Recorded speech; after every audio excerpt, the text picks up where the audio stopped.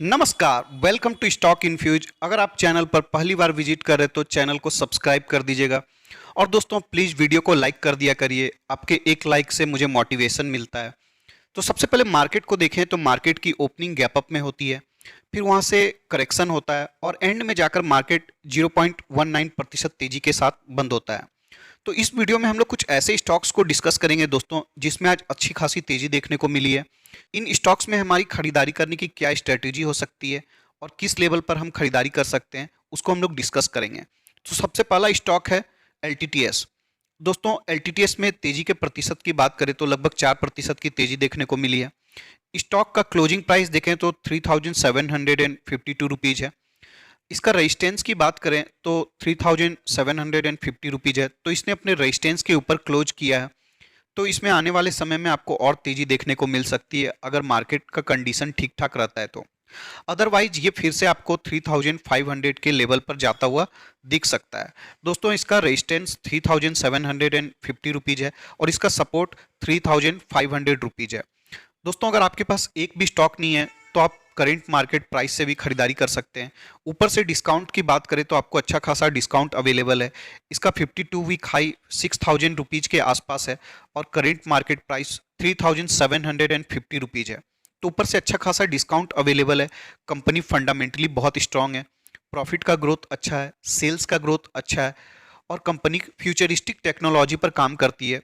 तो इस कंपनी में आप डेफिनेटली इन्वेस्टमेंट कर सकते हैं। दोस्तों अभी आपको आईटी सेक्टर में विशेष ध्यान देना चाहिए, खास करके मिड कैप आईटी स्टॉक्स में, क्योंकि अभी पूरा का पूरा सेक्टर गिरा हुआ है। जब पूरा का पूरा सेक्टर गिरा हुआ रहता है ऐसे समय में आप इन्वेस्टमेंट करते हैं, जब सेक्टर में तेजी आएगी तो आपको बहुत अच्छा रिटर्न मिलेगा। नेक्स्ट स्टॉक है नजारा टेक। दोस्तों इसमें तेजी के प्रतिशत की बात करें तो लगभग 11% की तेजी थी। करेंट मार्केट प्राइस 735 रुपीज़ है। दोस्तों अभी भी इसमें ट्रेंड रिवर्सल नहीं हुआ है। इसमें पहला ट्रेंड रिवर्सल तब होगा जब ये अपने 800 के रेजिस्टेंस को ब्रेक करेगा। जब ये अपने 900 के रेजिस्टेंस को क्रॉस करेगा तब आप इसमें बोल सकते हैं कि इसमें ट्रेंड रिवर्सल हो गया है। कंपनी के फंडामेंटल्स को देखें तो दोस्तों इसका मार्केट कैप 4842 करोड़ रुपीज़ है। प्राइस टू अर्निंग रेशियो देखिए दोस्तों, बहुत ही महंगा है, 142 का है। ये बजाज फाइनेंस से भी महंगा है, डीमार्ट से भी महंगा है, पीडीलाइट से भी महंगा है। लोग सोचते हैं कि प्राइस से डिसाइड होता है कि कंपनी सस्ता है या महंगा है। बिल्कुल नहीं दोस्तों, प्राइस टू अर्निंग रेशियो से डिसाइड होता है कि महंगा है या सस्ता है। इसी सेक्टर की दूसरी कंपनी देखिए, एलटीआई को देखिए, कोफोर्ज को देखिए, माइंडट्री को देखिए, उसका प्राइस टू अर्निंग रेशियो देखिए और इसका प्राइस टू अर्निंग रेशियो देखिए, आपको सबसे ज़्यादा इसमें देखने को मिलेगा। तो ये कंपनी बहुत ही महंगी है। अब दोस्तों इसके ग्रोथ को देखें तो FY16 में 211 करोड़ का सेल्स था, जो कि अभी बढ़कर 714 करोड़ रुपीज हो गया है। अगर ऑपरेटिंग प्रॉफिट मार्जिन को देखें तो 36% था, जो कि घट के 32 हुआ, 2893 और करेंटली जो है 13% पर है। तो आप देख सकते हैं इसका ऑपरेटिंग प्रॉफिट मार्जिन लगातार गिरता जा रहा है। अगर नेट प्रॉफिट की बात करें तो नेट प्रॉफिट को भी देख सकते हैं, 65 करोड़ का था, फिर 61, फिर 1 करोड़, 7 करोड़, -27 और करेंटली 53 करोड़ के आसपास है। तो आप देख सकते हैं इतने सालों में इसमें कोई भी ग्रोथ देखने को नहीं मिला है। जो प्रॉफिट 65 करोड़ था वो प्रॉफिट अभी भी 53 करोड़ है। तो इसमें कोई भी ग्रोथ आपको देखने के लिए नहीं मिलता है। इसलिए दोस्तों हमें इन्वेस्टमेंट करने से पहले सेल्स और प्रॉफिट का ग्रोथ देखना चाहिए। ऐसा नहीं किसी ने नाम बताया और हम इन्वेस्टमेंट कर दिए। बहुत लोग ऐसा करते हैं कि किसी बड़े इन्वेस्टर ने इन्वेस्ट किया इसलिए हम भी कर देते हैं। दोस्तों बड़े इन्वेस्टर के पास बहुत ज़्यादा पैसा होता है, उनको अपना पैसा डाइवर्सिफिकेशन करना होता है। अगर वो थोड़ा मोड़ा इन्वेस्टमेंट कर भी देते हैं तो उनको कोई फर्क नहीं पड़ता अगर उनका पैसा डूब भी जाता है तो। लेकिन हम जैसे छोटे इन्वेस्टर के पास लिमिटेड अमाउंट रहता है।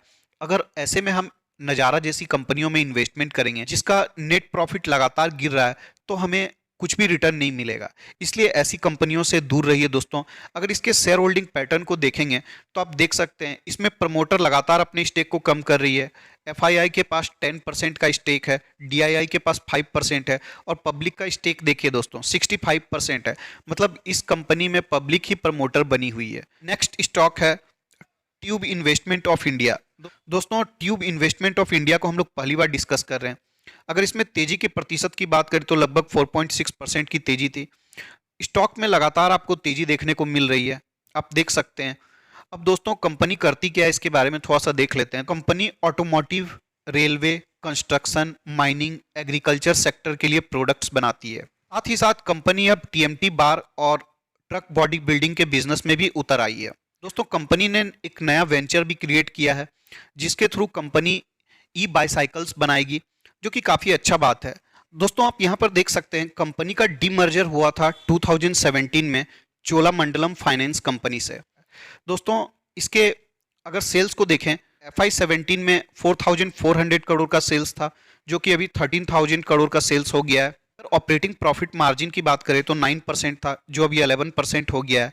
अगर नेट प्रॉफिट की बात करें 174 करोड़ था, जो कि अभी 1094 करोड़ हो चुका है। नेट प्रॉफिट में आपको अच्छा खासा ग्रोथ देखने को मिल रहा है। कंपाउंड सेल्स ग्रोथ की बात करें तो पिछले 5 साल में 23% है, पिछले 3 साल में 29% और ट्रेलिंग 12 मंथ में 72%।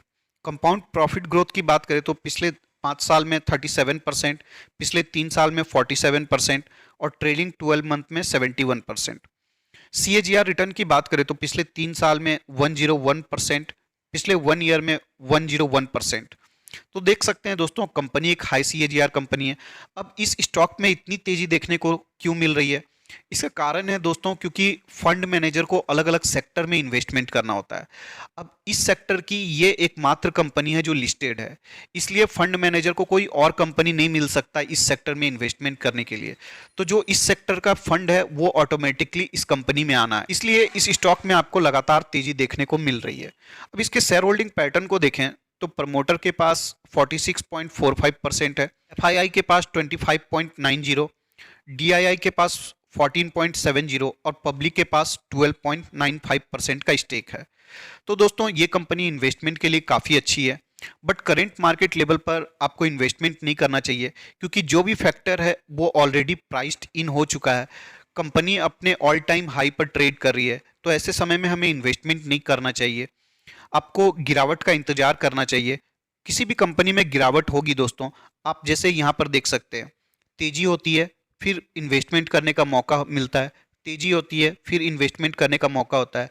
यहाँ भी तेजी है फिर इन्वेस्टमेंट करने का मौका। तो अभी इस तेजी में हमें ट्रैप नहीं होना है, हमें गिरावट का इंतजार करना है, तभी इन्वेस्टमेंट करने के बारे में सोचना चाहिए। जब भी गिरावट होगी कंपनी में मैं आपको इन्फॉर्म कर दूंगा। नेक्स्ट स्टॉक है मैक्स हेल्थ। तो मैक्स हेल्थ में आपको आज 9% की तेजी देखने को मिली है। कंपनी का स्टॉक अपने रेजिस्टेंस के ऊपर क्लोजिंग दिया है, तो इसमें आपको और भी तेजी देखने को मिल सकती है।